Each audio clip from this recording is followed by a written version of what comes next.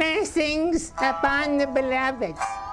Billions and billions of blessings, more than the stars in the sky times 2 7/8. Blessings on you, beloveds. Words of wisdom from Kaching.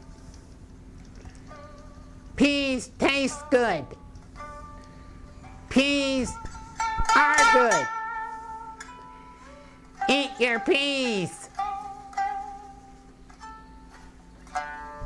Now Kaching pleasures himself for you by introducing America's greatest new novelist, better than Ernest Hemingway, William Faulkner, and Jack T. Chick.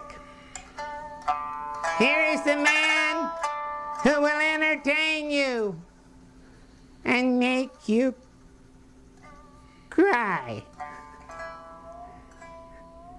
The incredible, talented Alan Prell. Alan Prell reading from Meth for Less. The double-wide aluminum packing crate sat sadly in Space 3G of the Rising Sun Mobile Home Estates on Cornhusker Highway.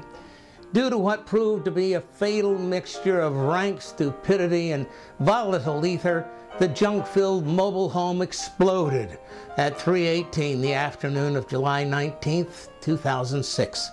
Little 5-year-old Bonnie Lou Nagelman, blown off her rusty tricycle, skinned her scabby knee, and Bonnie Lou's 9-year-old brother Norman, absent of mind, interrupted picking his nose, suffering a superficial wound to his thick skull. 36-year-old Tweaker Roy Acuff Swartz Jr.'s airborne parts were unevenly scattered over the 3-acre trailer park. Junior's emaciated, tattooed left arm, with a crudely etched image of 2 pigs doing it, bearing the caption, "Makin' Bacon," boomeranged across the highway and landed in front of pump number 6 at Ted's Exxon station. Roy's right appendage, crudely inked with a flowery heart, drawn in dirty crimson, circling the word "mother," sailed off on its own erratic course and ended up on neighbor Wilbur Ashley's Weber Grill.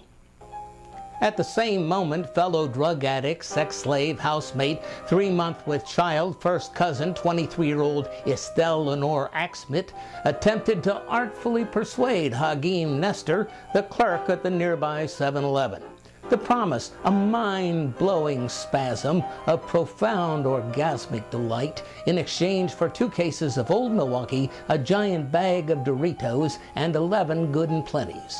Hagim didn't take Estelle up on her mumbled-jumbled offer for reasons best known to Mr. Nestor. Estelle's meth mites, which accounted for the deep gouges on the flaccid skin of her bony arms, or the rotted black incisors with breath to kill a rat, may have had much to do with his negative reaction. She persisted, outlining an erotic adventure that would have made the authors of the Kama Sutra blush. He responded with a virulent stink eye, coupled with a succinct statement, "You ugly person, farkalate off."